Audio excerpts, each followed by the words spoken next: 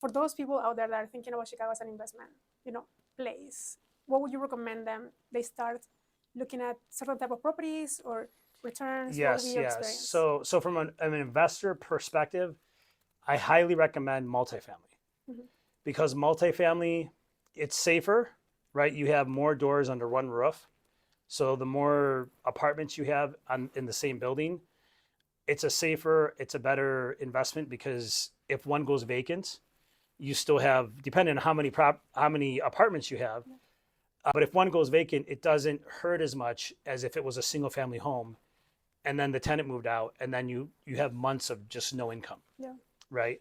So for the long-term investment, buildings are always the best, right? And then what's nice about the Chicagoland market is if you look over historically year over year, going backwards, Chicago, even when the market crashed in 2008, Chicago only depreciated 25%.